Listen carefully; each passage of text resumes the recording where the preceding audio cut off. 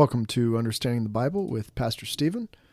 This is season 2, so welcome to 2023. Happy New Year. Hope it was great. This is episode number 2 that we're going to be doing this year, and it's on social justice and cancellation.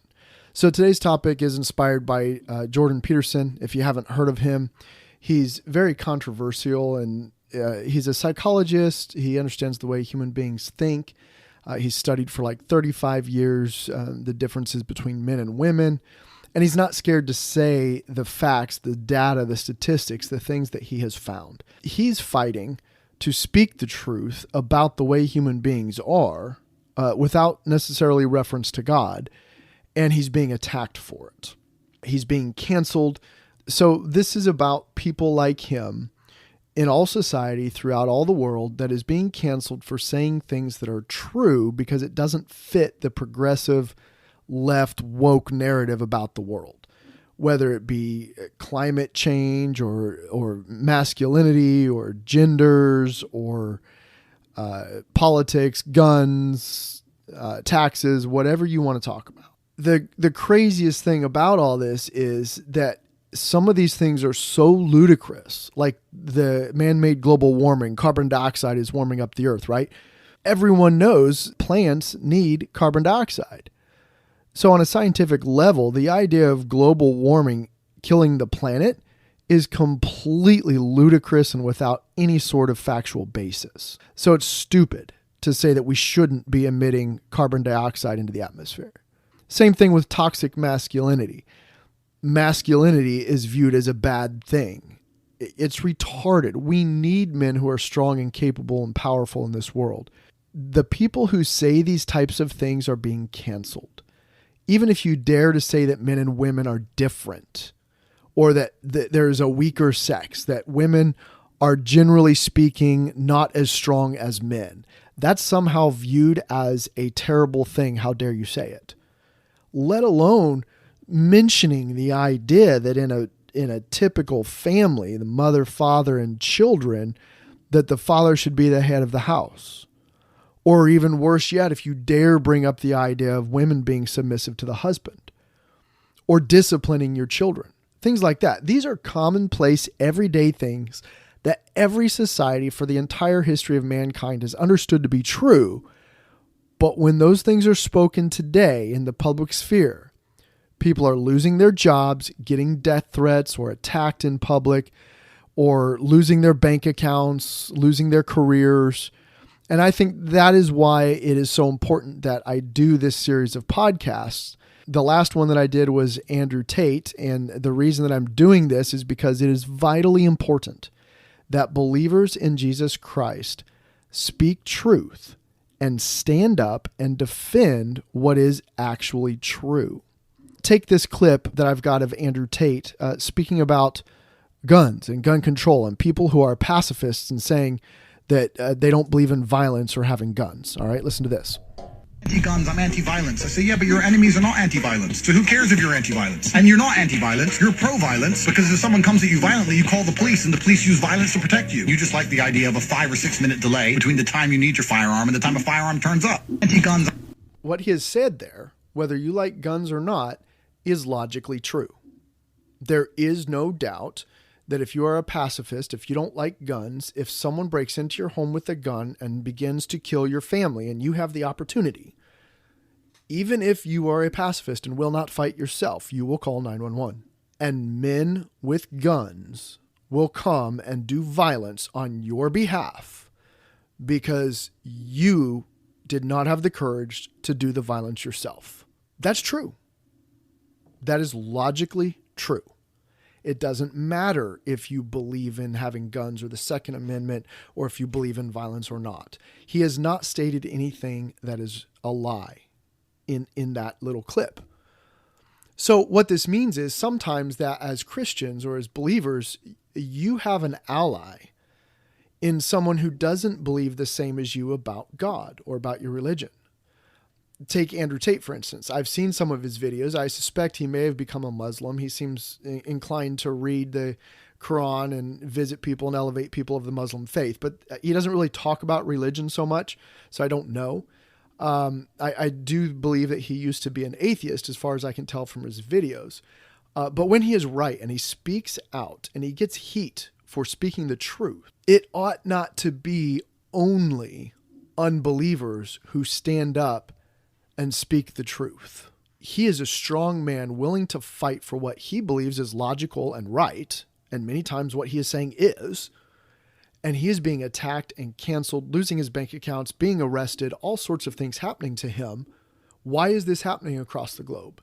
It seems that the people that are speaking out like this, who are going viral and getting a lot of attention and then being attacked for the truthful things they say, it seems like none of them are Christians. Why are these people willing to risk everything to speak the truth, but we don't hear strong Bible believers standing up willing to speak the truth? Shouldn't we be willing to die for the truth? I think that's a valid question. And I think that these people, and Jordan Peterson is the one I want to focus on today with a couple of clips. I think these people deserve our prayers and support, in so much that we desire them to come to a knowledge of Jesus Christ so that they can be not merely warriors for logic or whatever societal truth is they're espousing, but warriors for the truth of God. So I admire these people, Andrew Tate, Jordan Peterson, and others, for their dedication and their ability to stand up against the attacks that are coming at them. They may not be right about everything, but I think that these people have the right character and the strength of character and principles to stand up on issues. And I think we as believers ought to emulate them. Christian men need to stand up and speak out for truth. And it is so important. I admire these people. I really respect them. I think you need to take a moment to listen to some of these. I'll play about 4 more clips here of Jordan Peterson this time. And I want you to leave your comments or send me your thoughts. I'd love to hear what you think about these topics. My email is angrypatriot42@yahoo.com, and I'll personally reply back to you and even take into account some of the things that you say on my next podcast. I'm going to be speaking on submissiveness and the roles of men and women in relationships in the next podcast, and what the Bible says about that truthfully, not the way that people like to twist it. So here's a couple of things that Jordan Peterson says that is very important when it comes to the roles of men and women. And in this first one, he's being asked why he thinks that men ought to be dangerous. He literally believes that men need to be dangerous. So check this out. Saying men should be dangerous. By dangerous, that implies I should be ready to threaten someone, to hurt somebody. No, you should be capable of it. But that doesn't mean you should use it. There's nothing to you otherwise. Like, if you're not a formidable force, there's no morality in your self-control. If you're incapable of violence, not being violent isn't a virtue. People who teach martial arts know this full well, right? If you learn a martial art, you learn to be dangerous, but simultaneously you learn to control it. Both of those come together. And the combination of that capacity for danger and the capacity for control is what brings about the virtue. Otherwise, you confuse weakness with moral virtue. I'm harmless, therefore I'm good. It's like, no, that isn't how it works. That isn't how it works at all. If you're harmless, you're just weak. And if you're weak, you're not going to be good. You can't be, because it takes strength to be good. It's very difficult to be good. That's absolutely true. The Bible talks about meekness in believers in Jesus Christ, that we ought to be meek. Meekness means that you have restrained your strength, that you've chosen not to use your strength in order to be gentle or meek. In order to fulfill this, you have to be strong. We're talking physically, mentally, spiritually, in every way. So what he is saying is absolutely true. And that has caused people to be offended and tell him that he shouldn't be allowed to say things like that. This is why they want Jordan Peterson canceled. Now, here's something else that he brings up, and this is pretty interesting. It's called the Matthew principle. Check this out. There's a statement in the New Testament. It's called the Matthew principle, and economists use it to describe how the economy in the world works. To those who have everything, more will be given. From those who have nothing, everything will be taken. It's like what's very pessimistic in some sense, because it means that as you start to fail, you fail more and more rapidly. But it also means that as you start to succeed, you succeed more and more rapidly. So this is pretty interesting in that he uses the Bible in this particular example, and he says things also that are strictly based on psychology. So we're not talking about necessarily morality, what is right and wrong, but more of human behavior and what happens to people, right? So this next one, he's talking about basic humanity and how to improve yourself. This is a very good one if you're into self-help books or you're just struggling with something. This is a very good clip to listen to. Check this out. Start ridiculously, pathetically. Study for 5 minutes a day for a week, and then move it to 10. You'll be able to do that. And don't cheat, because one of the things people do is they make a deal with themselves like that. I'm going to study for 10 minutes a day, each day. And then they get into it and they think, wow, this is going really good. So they study for 2 hours, and then they've broken the contract with themselves and they don't trust themselves anymore. And then they don't study for a whole year, or, well, maybe not, for a month. So, but set your contract. Ask yourself, what could I do to move myself forward to my goal that I would do? And then how could I improve that incrementally? So that's the right way of going about that. So you can hear from those two clips that he talks about very important and good things for anybody to do. He's not a bad person. These are not horrible things. These are actually just generally good ideas. The world basically has called him an evil person, that he's horrible and he's destroying people's lives by saying these things. They've even called him Hitler because of the things he says about men and women and how to improve your life and how not to listen to what society is currently saying. So they try and shut him up. So this guy has been a psychologist for over 35 years, very well-studied individual. He's into philosophy, reading some of ancient literatures and the like. He knows a lot of the Bible, apparently, and he tries to apply some of these principles. And that might be the key as to why the world hates him. It could be they just don't like him mentioning the Bible or God. I don't know. But then here's something he says about raising children. And this is very good too. Listen to this. About it carefully. So you imagine you've got a 3-year-old child, so sort of halfway through that initial period of socialization, and you take that child out in public. Okay, what do you want for the child? Who cares about you? What do you want from for the child? You want the child to be able to interact with other children and adults so that the children are welcoming and smile and want to play with him or her. And so the adults are happy to see the child and treat him or her properly. And if your child's a horrible little monster because you're afraid of disciplining them or you don't know how to do that properly, then what they're going to do is they're going to experience nothing but rejection from other children and false smiles from other parents and adults. And so then you're throwing the child out there into a world where every single face that they see is either hostile or lying. And that's not something that's going to be particularly conducive to the mental health or the well-being of your child. All right, so that's absolutely true. Basic psychology. The key to what people is taking offense to in that is that he's saying discipline your child, right? It got him on talk shows and people began asking him things. And he had one particular interview that went viral. A news reporter had a problem with him being controversial. And she said to him, "How dare you offend a transgender person?" Because he had brought up that topic as well. And this was his response to being offensive to potentially a transgender person. That's not actually true. I got in trouble because I said I would not follow the compelled speech dictates of the federal and provincial government. I actually never got in trouble for not calling anyone anything. Right. That didn't happen. You wouldn't follow the change of law, which was designed not to once it was law. Discrimination. No. Well, that's what they said it was designed to do. Okay, you cited freedom of speech in that. Why should your right to freedom of speech trump a trans person's right not to be offended? Because in order to be able to think, you have to risk being offensive. I mean, look at the conversation we're having right now. You know, like you're certainly willing to risk offending me in the pursuit of truth. Why should you have the right to do that? It's been rather uncomfortable. Well, I'm very glad I put you on the spot.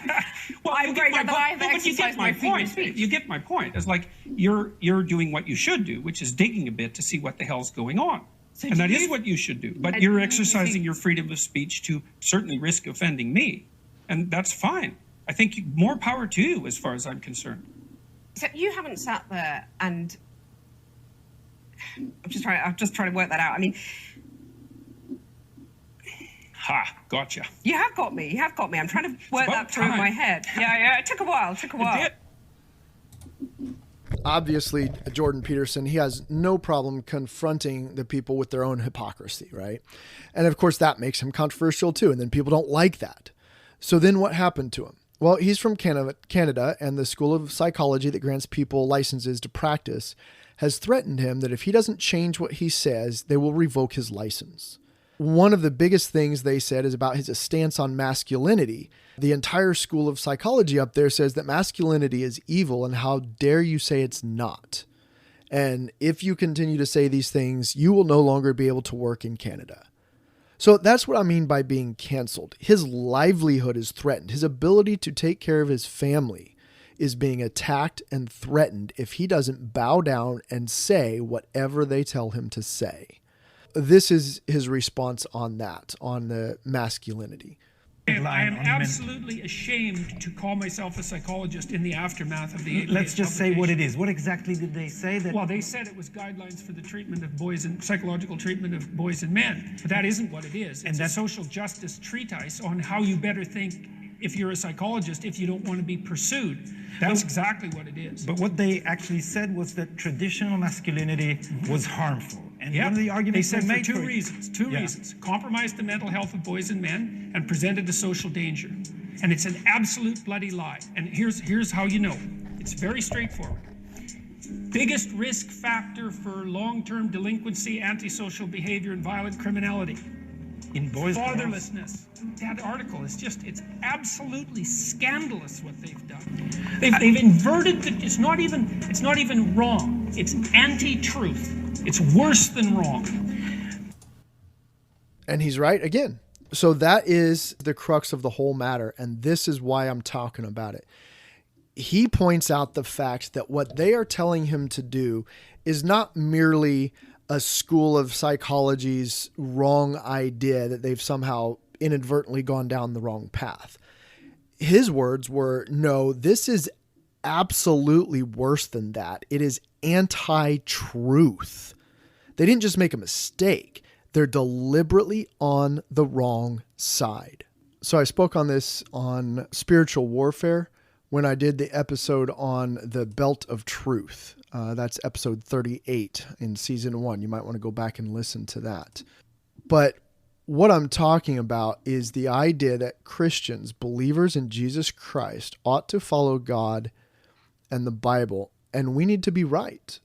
And that means on any topic that comes up in society. If you don't know anything about a topic, it's possible that when something comes up at work, you might stumble upon the truth. But if you're intelligent enough to realize that you don't know enough about that topic, then you ought to keep your mouth shut, listen, ask questions, and seek out the truth before you give an opinion on something that you don't know. That's called knowledge, right? When you seek out truth about something, you're searching for knowledge. The purpose of this podcast today is to challenge you on any social issue. When you hear a topic, number 1, are you knowledgeable about it?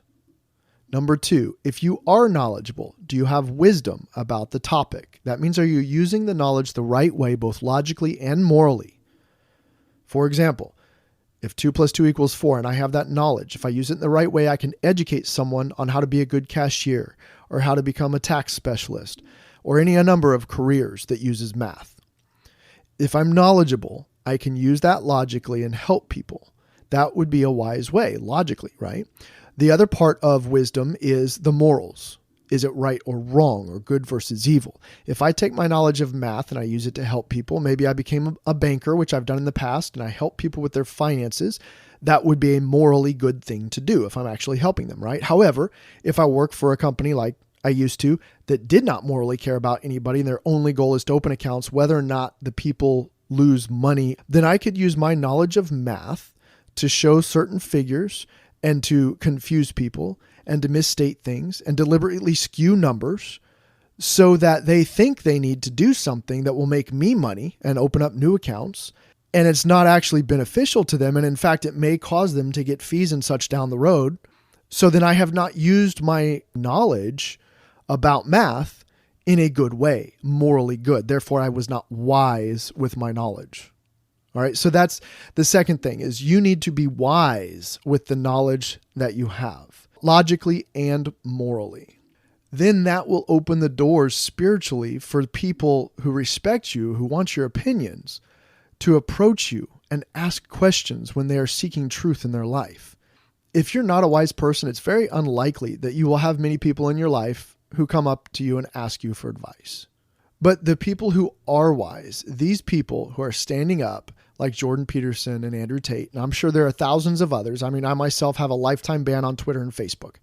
I had 49 different Facebook profiles before I gave up, constantly getting a new email address and starting over and then getting canceled by them again. I finally gave up on that stuff, and here I am doing a podcast instead, and I use gab.com to speak openly about anything I want to without worrying about being canceled. And that's great, but there's a lot of evil people on there as well. But the point is, as a believer, do you have knowledge? Do you build your character and wisdom by seeking truth and knowledge? Do you have that reputation and respect from people at your workplace and your neighbors and people around you where they seek you out, they desire your opinion? Because if you don't have that good reputation of wisdom, then people don't give two flips about your personal beliefs in God. That's just the way human beings work. That's why the Bible tells us that our character or reputation among men is strongly to be desired. And don't take that the wrong way. It's not that we care what people think. If we do the right thing and people don't like it, that we're going to stop. That's not what it's talking about in regards to reputation.